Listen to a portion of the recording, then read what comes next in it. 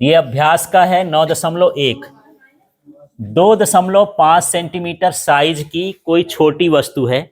यदि क्वेश्चन में size wise दिया है तो ज्यादा साइज की जरूरत नहीं है, उसको हम नहीं लिखेंगे।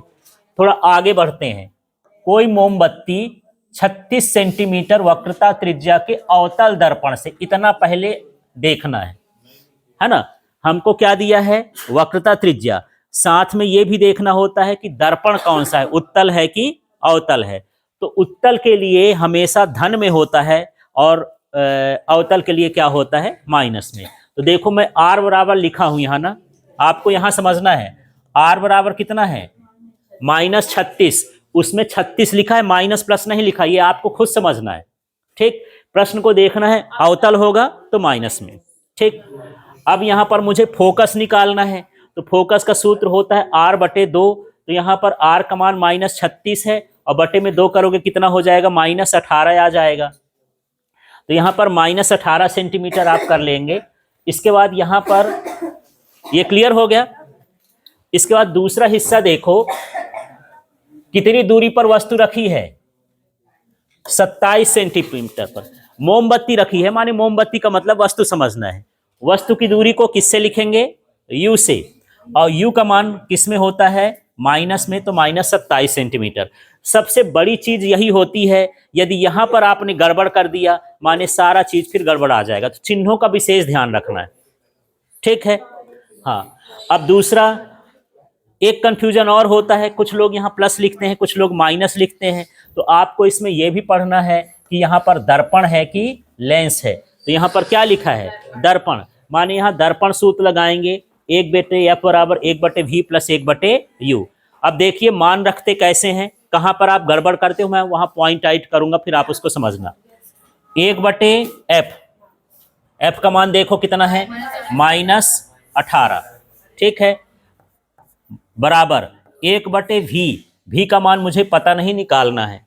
फिर यहां प्लस 1/u।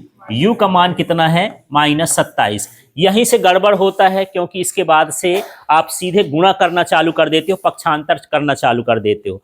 आपको पहला काम यह करना है कि जो नीचे के चिन्ह है उनको हटाओ, जो बटे के चिन्ह है उनको क्या करना है? हटाना है। आपका सवाल गलत ना होगा।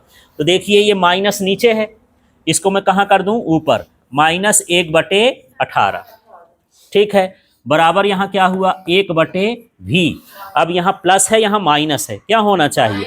माइनस। तो ये हो गया -1/27। यही स्टेप आप थोड़ा गायब कर लेते हो, इसलिए आपका दिमाग से सारा कुछ गायब हो जाता है।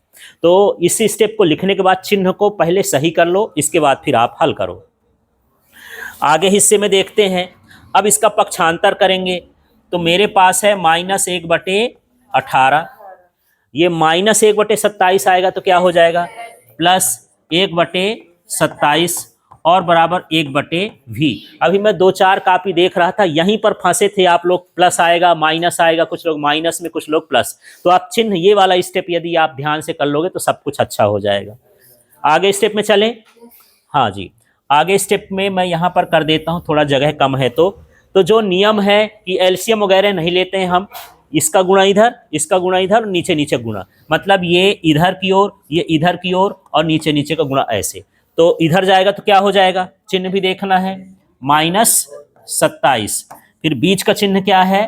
प्लस। 18 में 1 का गुणा कितना हुआ? 18। और नीचे क्या हो जाएगा? 18 × 27। और इधर क्या बचा है? 1/v। सिंपल सा तो है। अब ऐसे 18 में 18 न कट जाएगा, उसको पहले आप हल कर लोगे कि कितना आएगा। तो 18 है, एक चिन्ह माइनस का, एक चिन्ह प्लस का, चिन्ह अलग अलग है, अलग अलग चिन्ह में घटेगा। तो कितना आ जाएगा? -9। तो मैं यहाँ कर देता हूँ -9, और बटे में कितना हुआ? 18, और गुणे कितना हुआ? 27, बराबर क्या है? 1/v। अब इसको काट देना है, कोई भी, दोनों तो कट रहे हैं, आपकी मर्जी है, किसी को भी काट देना। तो इसको काट देते हैं, बड़ी संख्या को काटो तो गुणा आसान हो जाएगा। 18 तिहाई 54 कर लोगे, 27 का पहाड़ा जल्दी नहीं बनता है, तो बड़ी संख्या को काटना ज़्यादा सही रहता है। तो ये 18 तिहाई 54, मतलब यहाँ पर आया -1/54 बराबर कितना हुआ? 1/v। इतना समझ में आ गया। इसके बाद इसको आप जो है उल्टा कर देंगे, तो इसको भी उल्टा कर देंगे, माने v बराबर कितना आ जाएगा? -54 सेंटीमीटर। इस तरह से ये भी का मान आ गया। पर इतने से काम नहीं चलेगा। इस प्रश्न में देखो, ये पूछता है कि प्रतिबिंब की प्रकृति क्या है और साइज क्या है। दो ही चीज पूछ रहा है, स्थिति नहीं पूछ रहा है। स्थिति आपको नहीं बताने की जरूरत। ठीक है, तो क्या बताना है यहाँ पर? प्रकृति और साइज। इसके लिए आवर्धन क्षमता निकालना होता है, तब पता चलता है। तो रेखीय आवर्धन का सूत्र जानते हैं, दर्पण के लिए m बराबर -v/u। v का मान देख लेते हैं। यहां भी एक गलती करते हो, थोड़ा उस गलती को ध्यान से देखना। ये जो माइनस है इससे कुछ लेना देना नहीं, वो माइनस को माइनस ही लगाओ। फिर आप भी देखो, भी का मान कितना है? -54। तो ये -54 यहां पर होगा। कई बार मैं देखता हूं कि यह माइनस है तो सोचते हैं एक माइनस लगा, तो ये माइनस भूल जाता है, इसलिए गड़बड़ हो जाता है। ठीक, बटे में यहां पर देख लेते हैं। फिर क्या है? u का मान कितना है? -27। ये लिख दिए -27। अब यहाँ 3 माइनस है तो एक माइनस तो बचबे करेगा ना। अब यहाँ आ गया m बराबर -2। अब यहाँ पर चिन्ह देखो, चिन्ह से हमको ये पता चलता है कि ये जो है कि ये किस प्रकृति का है, आभासी है कि वास्तविक है। तो माइनस होगा तो क्या होगा? वास्तविक।